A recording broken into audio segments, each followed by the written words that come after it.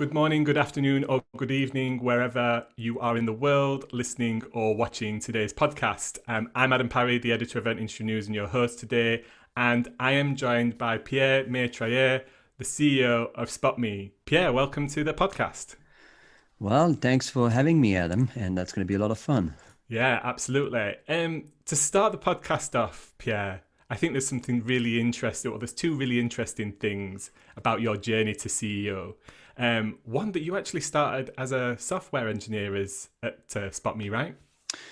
Yeah, that's right. I guess I'm still a computer scientist at least by training. And I joined and started SpotMe as I was still a college student in Switzerland. I almost dropped off from college at the time. Luckily finished it later. And yes, my first job at SpotMe was to write the software, which is an interesting twist because all the other co-founders are actually micro engineers. They were more into the hardware stuff, into the radio stuff at the time where SpotMe was actually a device company. That's amazing. So what's the secret sauce then, rising to the ranks of CEO? What's the advice there for everybody listening that wants to make that transition? So the story goes that SpotMe was essentially a hardware startup back then. And if you are the softie, that's how they call me. You're the guy writing the software in the midst of a gang of hardware people. You're not like the star. You're not likely. You're always like late to the party, and Okay. So that's not the cool thing to do. But I did stay on, and what happened in 2011? In 2011, we actually ditched the whole hardware strategy, and we went full into SaaS, and that's when software became the only thing that we did at SpotMe. So that's not how I made it, but I guess I got very, very interested in other things in the business, grew the business, and first in Europe and then in other continents, and then eventually became CEO. That's amazing, mate. And I guess then that brings me on to my kind of like second interesting fact is that SpotMe, although it might have been back at the hardware days, kind of takes the crown as the official company for the first, arguably, event app, right? That the industry saw that back then. I think talking before, you actually said it actually offered a bit more than what most event apps happen now. So quite an interesting crown. Yeah, so the name SpotMe is actually the name-giving feature and the defining feature of this device that we launched back in 2001. And if you think about the type of phones that we had those beautiful Nokias Mm. in 2001. There was no way you could actually install an app in there. So we went on all the way in and building an entire device. And we manufactured those devices. At one point, we had about 10,000 of Wow. these, and we were renting them across the world. And it did all the things that a decent event app would do. It would have like the program, it would have participant, it would take your photo. We actually had the photo booth that we would rent. But it had one thing that was very cool, and hence the name of the company. It would help you spot people. So you would go to an event and you would say, I want to meet Adam, John, and Jack, and you would pre-select those people from the participant list. And when Adam will be like in my vicinity, my SpotMe device will vibrate and say, hey, here it is. It will actually show in the latest version. We even had a radar that will actually Wow. show you like who was around. It was kind of creepy in hindsight. But we were engineers, and we just wanted to solve the problem of like helping people connect and create meaningful relationship at conferences at a time where the only thing you would get is like a list of names and a name tag. Mm.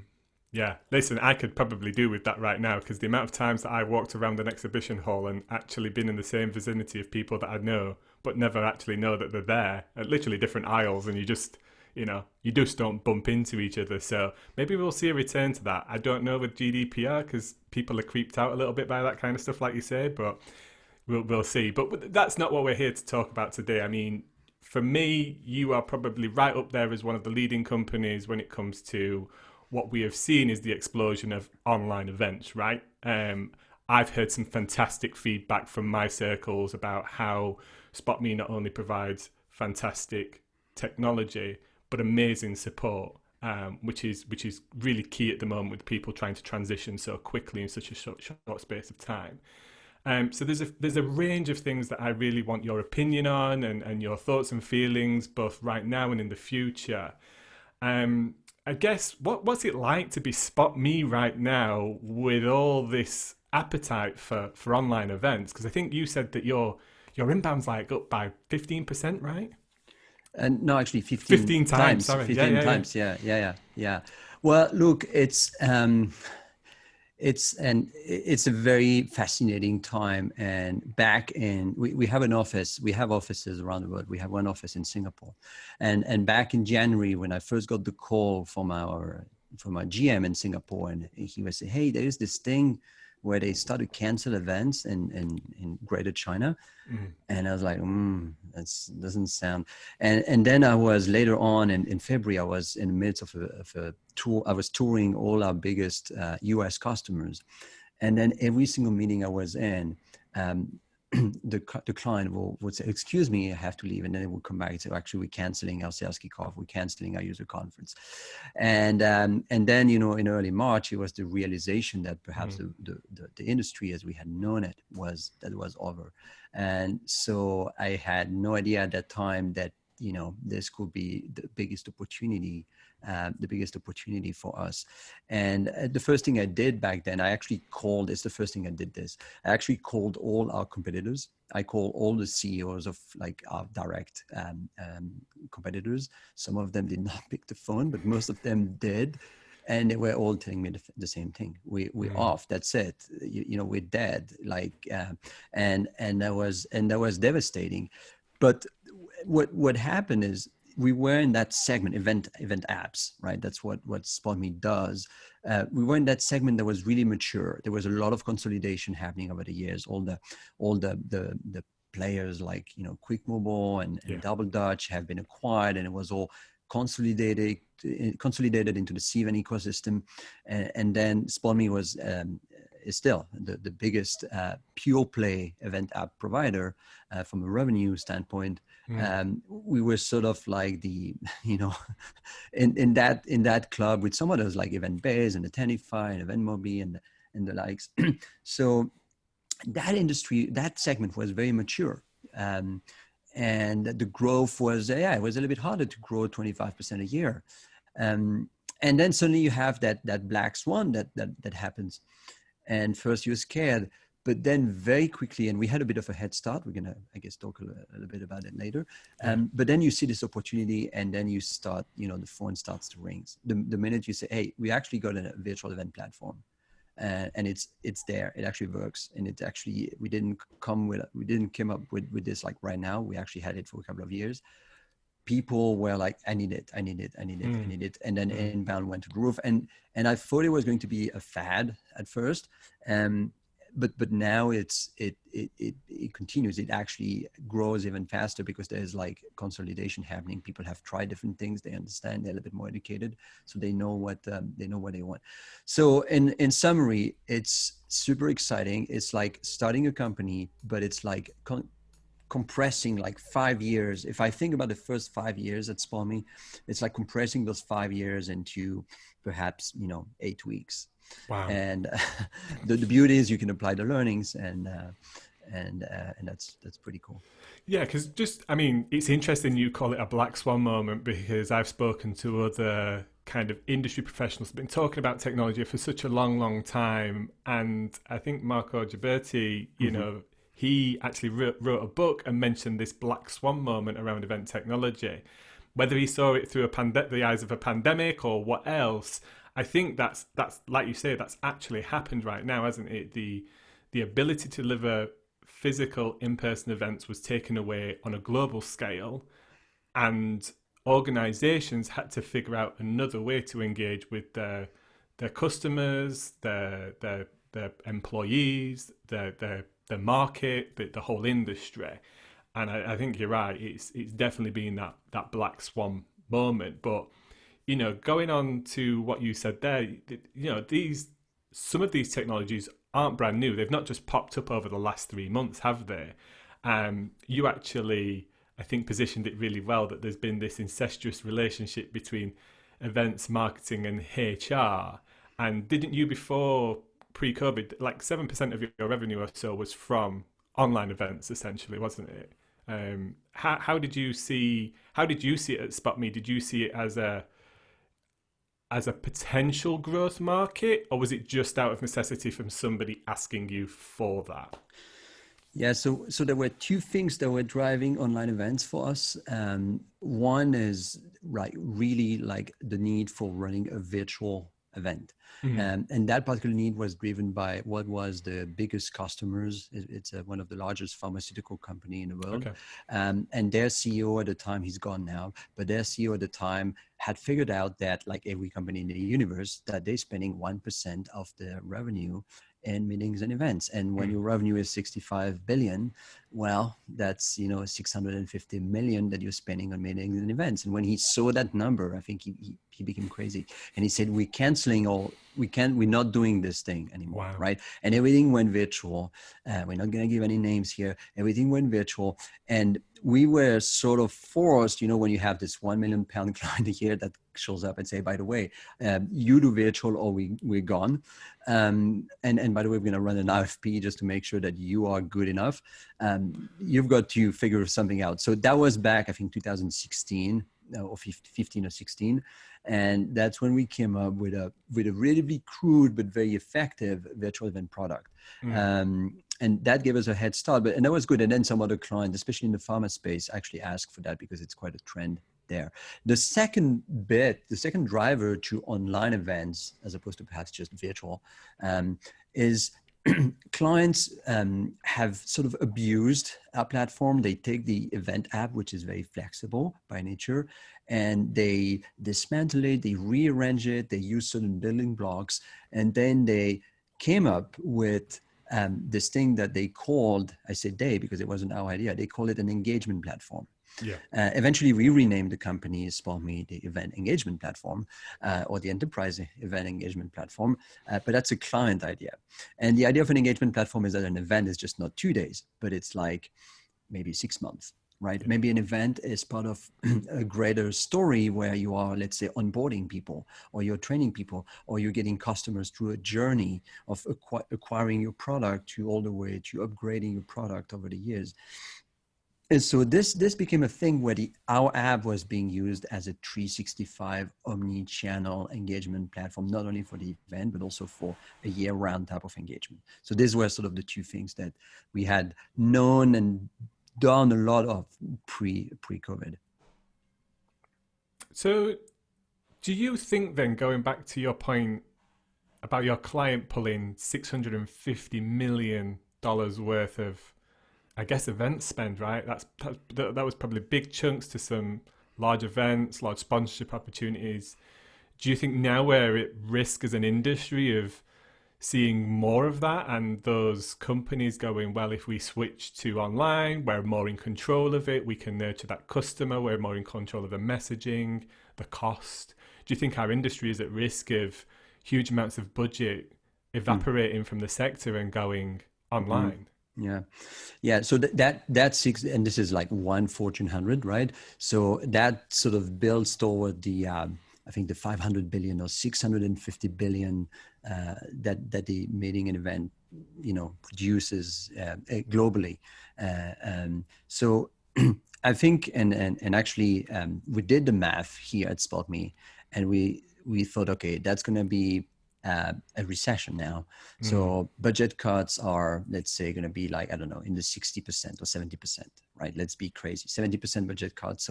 So that's 650 million from that particular company. It gets down to that very little chunk. But then most of that money was actually 85% of that money was spent on hotels and airlines. Interesting. Right? Yeah. So even if you do reduce the budget, you still have that chunk, that perhaps 30 or 20% remaining. And the only thing the only investment that needs to be made is on the content strategy and on the technology. And of course, then you see a market that suddenly is like 10 times the size for a company like SpotMe. And that's the, I guess that's the interesting bit. Now I'm also, mindful that, this is tough time for some other people. So I think we also have to be, this is not time for celebration. But Yeah. yes, I'm with you. I think if you're CFO of that company, and I don't know how much they've cut their budget, and say you were spending 700 million last year or 600 million last year in meetings and events, and this year you, let's say, spending 50, right? 10 times less. Now, did the company collapse? No. Did the company do less sales? Well, maybe, but it was recession anyway. Or maybe if they are in the pharma sector, maybe they even did more sales, right? So why did we have these things? I mean, if people were able to survive or even thrive with like 10 times the resources, I think there's a risk, CFOs and CEOs out there, they're just not going to reallocate that money. And that's a big risk for the industry, certainly an opportunity for a company like mine, but a big risk for the entire event industry. So if you were giving some advice right here, right now to event organizers, agencies, the planners, the people that have for decades and decades created these in-person experiences, and they're going to want to create those in-person experiences once they can go ahead, what's your advice in order to, I suppose, balance now? Is there an opportunity around digital? Where should they think about skill sets? What should they be learning? Is it how to plug a HDMI into a streaming server and is that the skill set, or what's your advice? Where do you see the massive opportunity for the events industry?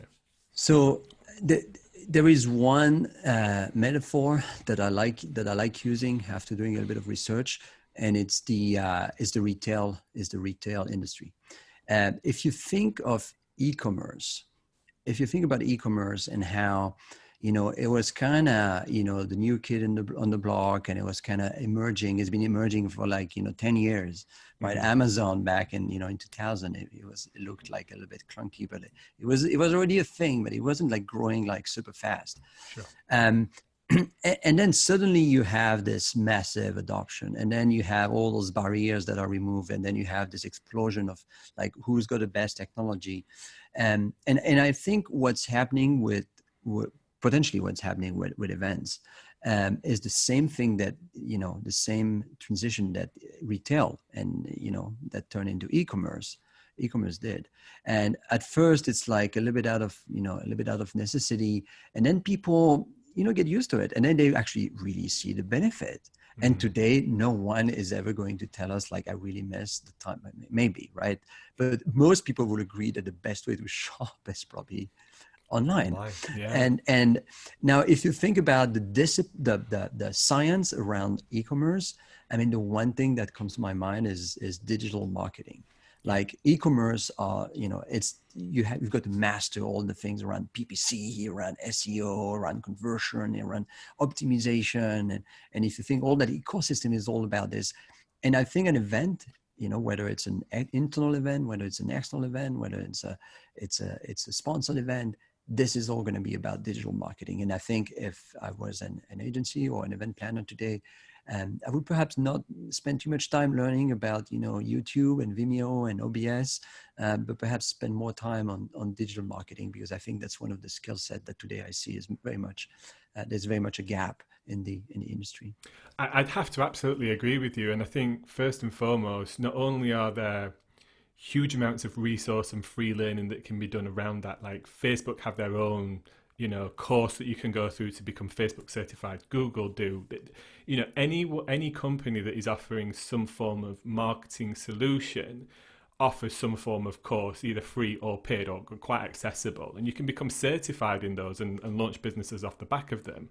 And I think that plays really well into the ROI element of a physical event. It's a massive challenge that we've always had as an industry to be able to provide data and information back to a sponsor or an exhibitor and say, this is what you got out of it. Now, transfer that online. And if you have the skill set to understand the data that's coming through from online, engagement rates, click-throughs, follow on, long tail commerce and things like that, and you can help that customer connect that up with their long-term marketing strategy, then all of a sudden you have everything at your fingertips to be able to prove the value of the event experience that you've created for that customer or part of that customer. So if you think of an online event, the beautiful thing is that not a single click isn't, recorded. I mean, unless you've opted out Yeah. at the beginning, but most people opt in. Then there is this thing called the intangible ROI. Um, and it became frustrating for me over the last couple of years because we were doing, I mean, with SpotMe, a lot of the value that we provide is around survey and data that is collected, and we're putting this huge efforts, our teams are putting these huge efforts in like collecting the data, and people actually filling those forms in, and then we're doing all those stats and reports, and I discovered that a couple of clients were just like not even opening the files. Yeah. Right, they were just, and I remember like a big a German customer we visited, and they had, I think, about 400 session feedbacks. It was a large event, and we say, hey, can we talk about this? And she said, yeah, well, sure. And I was like, did you show it to your boss, who is the head of marketing? And she was like, why? And I was like, well, this is what your client are thinking about your main marketing investment of the year. It might be a good idea to. So, okay, I could be upset, but the reality is we didn't do much to change that. But now it's completely different. And I've noticed that people are, we had a conversation with a client who is not so much into analytics, but the typical conversation that took place yesterday was like, hey, so do you have data on what's the best day of the week to host my virtual event? And I was like, oh my God, that's like a new word, right? And I was like, what? If they're asking these kind of questions now, imagine the kind of questions they're going to be asking in 6 months. It's going to be like, what's the ideal duration? Is it 20 minutes? Is it 40 minutes? Is it 45 minutes? Is it at 8 in the morning? How many questions should the feedback form has? All these things become, optimized, because for people, it's like, this is online, so we can track it, and we can optimize it, and we can become better. Hence the whole thing about digital marketing. And the great thing about online events is that you can iterate really quickly on that before you get maybe to your major physical event, right? Like you could almost have a series of 3-6 kind of mini pop-up events testing these formats and interacting with your audience that ultimately you're going to want to maybe buy tickets to your bigger event or funnel into that event, which creates all that experience around. And test and reiterate and test and reiterate, so that when they get to that physical event, they're absolutely blown away and have an amazing experience, or even be able to pop people into pockets and go, right, you guys like this type of music and you guys like this type of music, so you go both that way, and it's the best experience because it resonates really well with them. It's personalized. Yeah, absolutely. And I mean, wow, not to be opening any feedback or information but maybe that's one of the biggest opportunities for anybody that's sat there going, as an event planner or as an event producer or part of the event team, I don't know where my future value is. Maybe understanding that data and being able to interpret it and then present it back to customers or the company and say, my experience tells me that we should do this, this, and this. Maybe that's one of the really valuable skill sets as well as understanding digital marketing, is actually analyzing data and then putting that into action, right? I think that's a really interesting point that you make there about digital marketing. Yeah. And I think we did talk about it before that podcast, you and I. One of the things that we did is, as we started to, get into this crisis, there are a couple of companies who have done this before.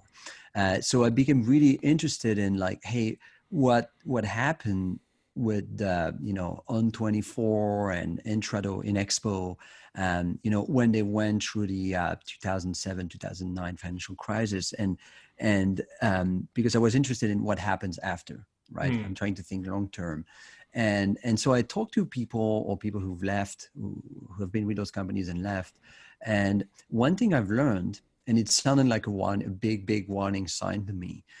They told me that they don't sell to event planners. These people have been doing virtual and online events for years. They don't sell. They only sell to marketers.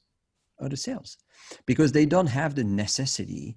And the whole pitch, the whole value proposition is all around digital marketing and conversion and lead generation. It's, you hear the pitch, it's like, this is a marketing tool, this is not an event tool.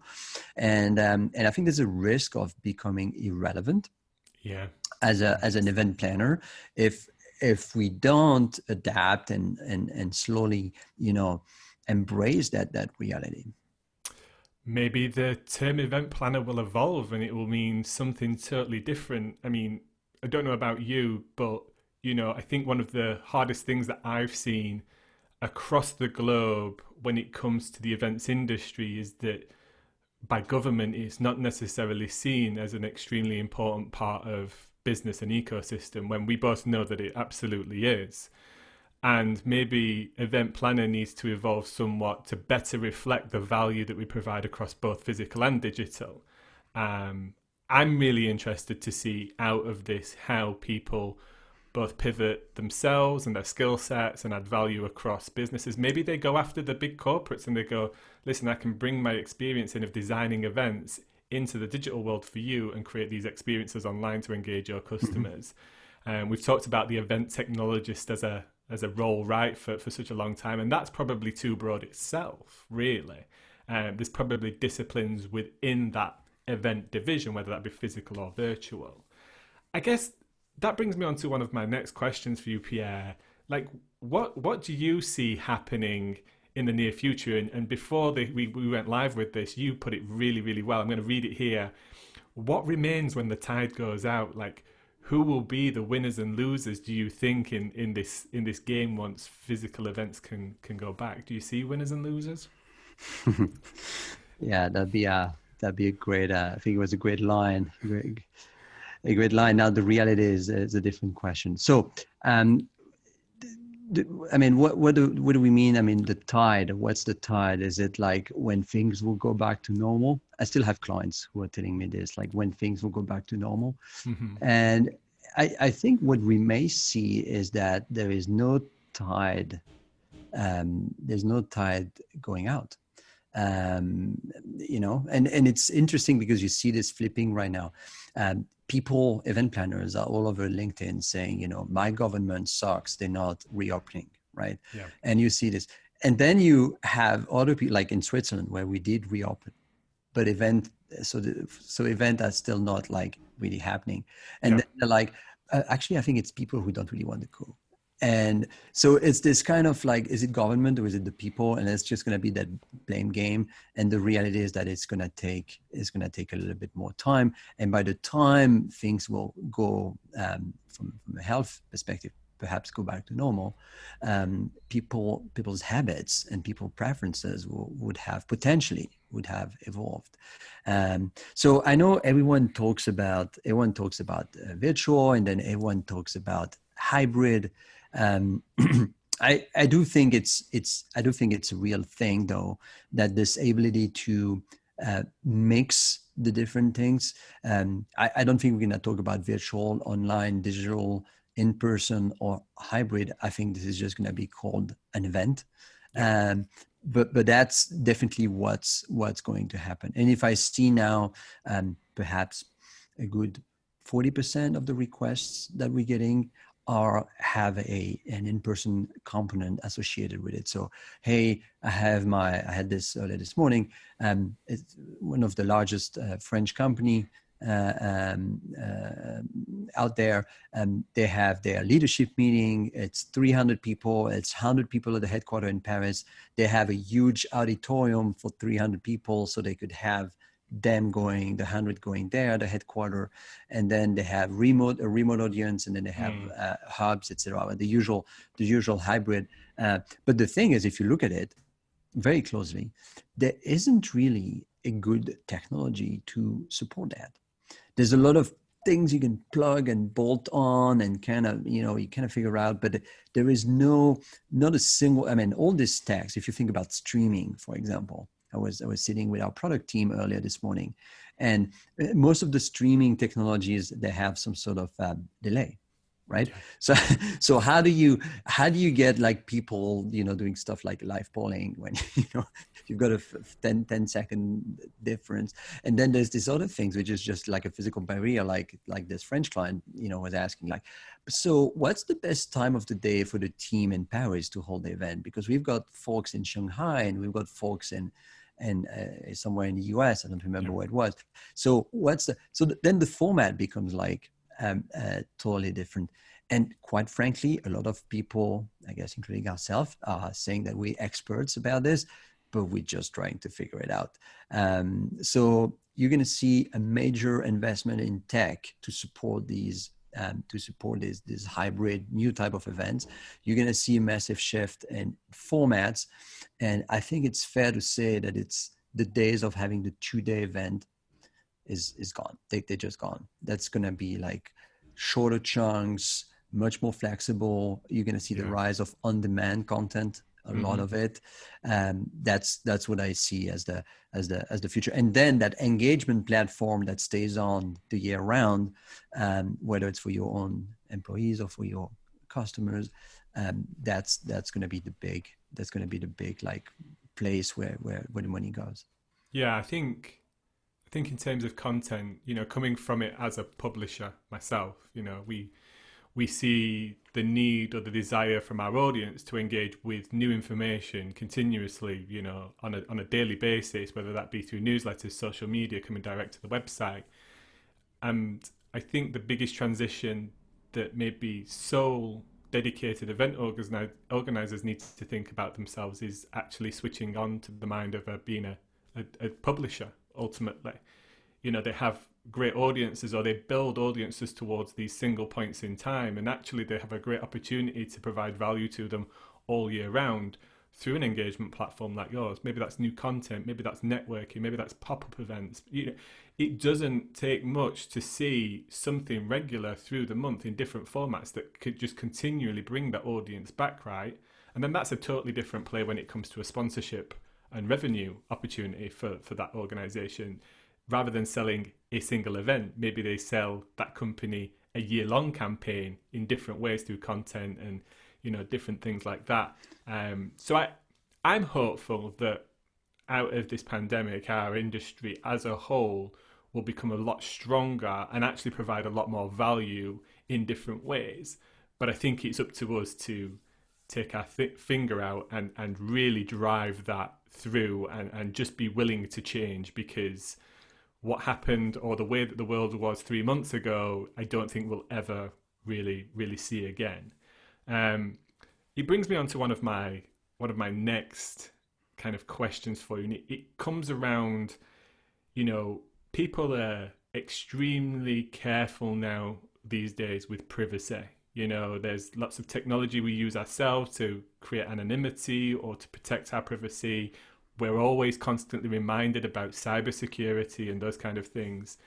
And ultimately, when a participant takes part in an online event now, at the moment, on the whole, for me, it seems to be that by participating in that online event, you become visible to the entire audience through networking and things like that.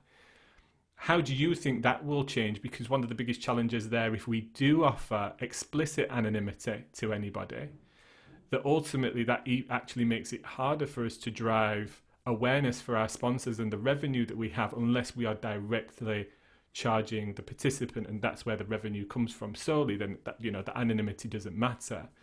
Like, have you come across that as a challenge? Are your customers coming across that as a challenge? Or what do you think the future might hold around anonymity for participants? Yeah. So if we just take it maybe from a broader perspective, so and by the way, in my home country in Switzerland, there's this thing that we don't even call it privacy, it's secrecy. Yeah. Right. So everything is secret here. So we love that. Everything is secret, and you should not know anything about anybody. And so it's sort of in the genes right out there. But the one consequence of, I think, what you described, and it was initiated by GDPR, but it certainly has getting more traction and scrutiny with online events, is that it's becoming hard. This actually creates some barriers to entry for new technologies. You can't, it's hard. I think it's almost impossible now to have a startup and, within 6 months or even 2 years to go and sell to any large companies. You can't, I mean, this is just like practically any companies with more than 100 millions of revenue who is going to buy your tech will send you a 500 question checklist and will ask you for 3 certifications that probably cost about 4 times your annual revenue there at that time to get, and so there are bigger barriers to entry due to these information security and privacy requirements. So that we've seen. Now, to your question, what I've seen is, it's a bit surprising to me, because we've always promoted the idea that if you opt in, the list of participants should be visible. And some people come and ask, like, hey, can we disable this? And we're like, well, sure, you can make it by default private. And of course, when you opt in to join the app, that's part of the privacy policy, and you can decide by yourself to switch that off. But I think we were talking about Black Swan earlier, and I just had a thought. There's the guy who actually wrote the book, the Black Swan, Nassim Taleb. He said, he had a tweet the other day. He said something like, the main function of a conference is to get a job, find love, corner potential customers during parties, or get a subsidized or tax efficient vacation. Content is merely a side effect. Online conferences need something else. So I think what he's saying is that people may be complaining about this whole privacy thing, but the real thing they want is actually to mingle. And so we've got to figure out the technicalities around it, but I think we've got to accept that if we go out there at an online event, it's one of the same reasons why we go at an in-person event, is because we also want to be seen. We want to see other people. I absolutely agree with that statement that you read out there, because I almost feel like privacy laws are an unnecessary hurdle that we might have to facilitate, but actually the issue is actually not existent, because, as you say, when people go into these environments online, they want to network. I had an amazing story from an event that's just happened, and I'd be surprised if they ever went back to a physical event, because the amount of interaction, the value was all around one-to-one meetings and discussion in small groups and things like that, and facilitating business or meeting up with colleagues and things like that. So, my own personal opinion is, I'm frustrated that this problem exists personally. I think that, unfortunately, as organizers or content producers and platforms, we will have to make the ability to be anonymous available. But will it be a large proportion of the audience that choose that? I don't think so. I think our stats show that it's about 7% that does, between 7 and 10% that does opt out from that. But I guess it depends on the context. Yeah, and then when you consider that online events have a much wider reach and a much more larger kind of opportunity around audience, then okay, that 7% grows in overall number, but in consequence, it's not that big, right? And I think it also boils down to, like, I wrote about this a couple of weeks ago. There is this book on the psychology of influence. And this is this Italian, American actually, but he's got an Italian name, PhD, who wrote on this. And I think there are these sort of 6 things that, help you build persuasion and influence. It's commitment, scarcity, liking, authority, social proof, and reciprocity. And if you look at events, in-person events, they're a masterpiece of that. Like an event that is happening every year. Like, you've got to go, right? You've booked your flight. You're committed to go to that event. When people say, hey, sold out, almost sold out, they're trying to play the scarcity game, right? Having the keynote session, this is all about the authority. And when they tell you that 3,000 people registered to, Dreamforce, that's just the social proof that you're the only idiot not to have registered yet, right? So now try to think about these things for an online event. because it doesn't work. You cannot say space is limited. Everyone knows you can. Some people try it, but people know that that doesn't make any sense, right? So you've got to find other ways. And so if you think about the social proof and the authority and all these things, we actually, I was discussing this with the product team this morning. And so we were actually trying to do the reverse. We're trying to make people show up more often. So for example, we have this thing where people could clap on the live, on the video feed, right? And we were talking like, actually, we should even put their face next to the clapping, because that would encourage people. We also like did a little tweak, like when people have sent questions and that question gets selected to be a prompt to the speaker, we were flashing up that question up on the screen as a little ribbon. And we made a little tweak where if you are okay, you can have your name. Yeah. And people fight to have their names up there, right? It's and you play these games and then it becomes like almost addictive and people really want to have it. That's something they commit. And I think this is where we're playing those little like influence games.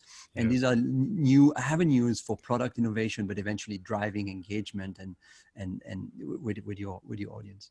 That's amazing, mate. I love that. And I think one of the things I've heard as well is about giving speakers feedback as well, because sometimes it become quite distant, and most speakers, they vibe off the audience, don't they, in that physical space. They feel the energy and they tailor what they're doing and where they're going. Pierre, I know you're short on time today and you've got some very important meetings ahead of you, so there's more that I want to discuss with you. I think what I'm going to do, and anybody that's listening to this, I'm going to ask Pierre some questions over email and place these below the podcast on Event Industry News, because I'd really like his further thoughts on this. And clearly we need to invite you back for a part 2, because I think, things are going to massively change again in the next 3, 6, 12 months. And it'd be really interesting to see how you've adapted, how your customers have adapted, and what your thoughts and feelings are. And then, but for anybody listening, Pierre, if they want to connect up with you, where's the best place for them to reach out to you from? Is it LinkedIn? Is it Twitter? Where do you spend most of your time? Yeah, ping me on LinkedIn. I've been pretty active lately, and it was a lot of fun. And we've started. We had a very interesting debate. The latest one I've triggered is on the use of 3D, whether a virtual event should have a 3D model or it should be like flat. And it's the first time I do a post, and I've actually got more comments than likes, and it's pretty cool. So join us on Twitter. We're having a lot of very interesting debates, and looking forward to continue the conversation. Well, for anybody listening, I'll link to that post in the show notes for Pierre, so you can go direct there and connect up with him and see that discussion. That's actually one of my questions that I've got for you that I would love your opinion on. Like, what does this virtual lobby look like? How do we create that experience, and what does that mean to you? Everybody that's listening, if you've liked today's show, please give it a like, a share, tweet at or LinkedIn with Pierre. Let him know that you've listened in. And we look forward to seeing you in the next episode. Thanks very much, Pierre. Thanks for your time today. Thanks, Adam. Bye.